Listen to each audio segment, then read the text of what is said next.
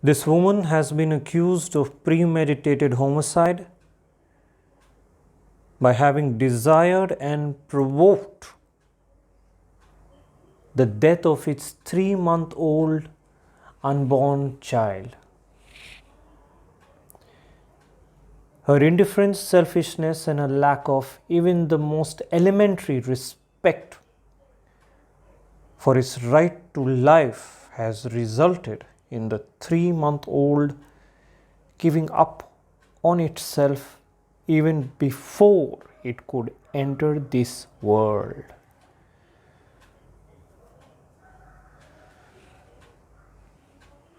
Respected jury members, now let us all understand how this trial would be conducted. All of us here would be as witness and judge, and then we shall take a vote, guilty or not guilty. In case there is a conviction, majority's voice shall be respected. And then the quantum of punishment shall be decided accordingly.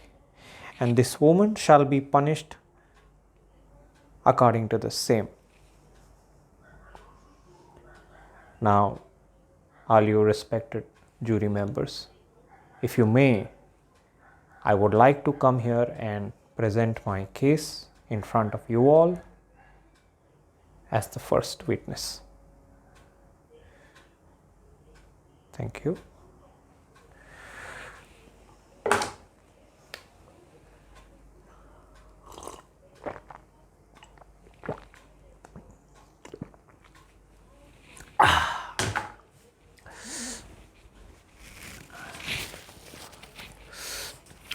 A child is not a decayed tooth that can be extracted with the help of a cotton gauge and thrown in the garbage. A child is a person, and the life of a person is a continuum from the moment it is conceived in a woman's body until its death. Now, some of you here might even contest the concept of continuum. You all might say that at the time of conception, a human body is not formed, and what is visible is only a cell, that too not with the naked eye, since it does not have limbs, body, arms, brain, and it is not even visible. And it is as alive as a tree, which is not a crime to crush, or a gnat, which is not a crime to crush. But let me tell you, since I am a scientist, a tree does not become a man, neither does a gnat. All the elements that make up a man, from his body to his personality, all the quotients that constitute from his blood to his brain, are all concentrated in that cell. Therefore, as paradoxical as it may sound, I am compelled to use the word murder. How does it matter whether the child was killed in this world or before it could even enter this world? My colleague sitting on the right looks amused. Don't worry, you can come and speak right after I am done.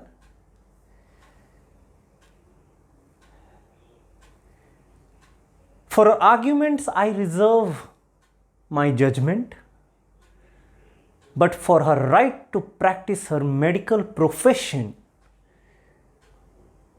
I need not. In this cage, there should not be one but two women standing. Let us all understand, we are not here today to discuss the death of a cell. We are here to discuss the death of a child which had attained at least 3 months in prenatal existence. Who or what provoked his death? Natural circumstance unknown to us? Or someone who got scot-free? Or this woman standing in the cage?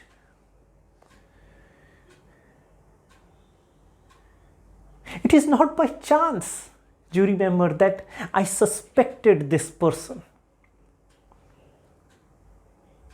I have enough expertise in recognizing infanticide, even behind that mask she wore. When she said that she wanted that child, it was a lie being addressed to herself before it was addressed to others.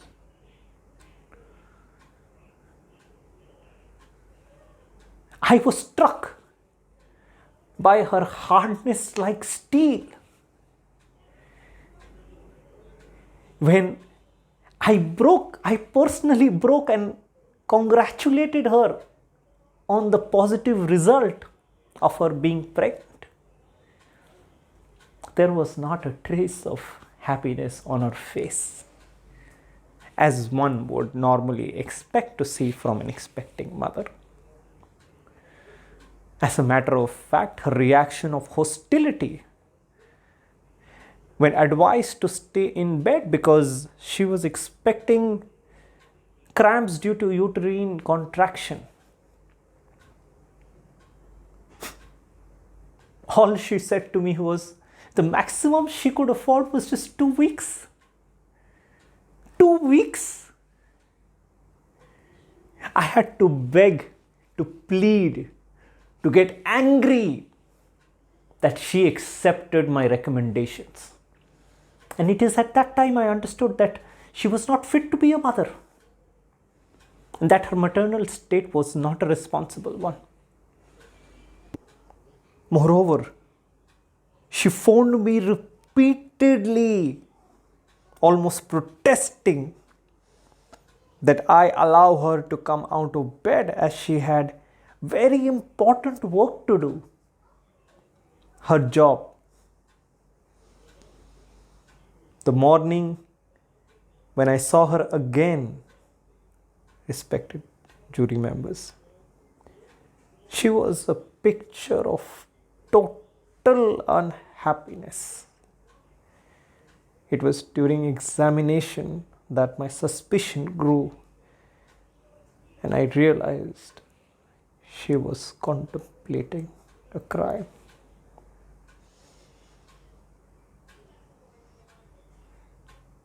There was no anatomical or physiological reason why her pregnancy should be so difficult.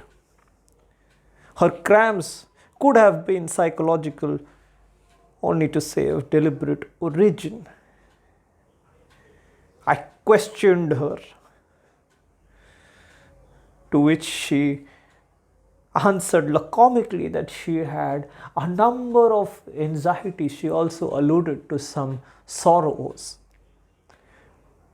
to which I made no effort to uncover, and it seemed very obvious that her sorrow lay in just being pregnant. Finally, I asked her if she wanted the child because thoughts could kill, and I told her to turn her anxiety into placidity, to which she flared up angrily. And she answered back. It was like asking her to change the color of her eye. Then a few weeks later, she visited me again. Of course, she had resumed her normal life, but her matter had worsened. And I had to hospitalize this woman to keep her immobilized, to control her psyche. And in order to do that, I had to use some drugs. And now, let me come to the crime. But before I come to the crime, I just want to make one point. Just one point. Let us all assume, respected jury members, that one of you is gravely ill and it needs a particular medicine to be cured. That medicine is within reach. The act of salvation consists of someone just picking up that medicine and giving it to you. Isn't it so? What would you call that person who, instead of giving you that medicine, pours it out and fills it with poison? What would you call that person? Insane? Malicious? Guilt of withholding assistance? No. I would call that person murderer.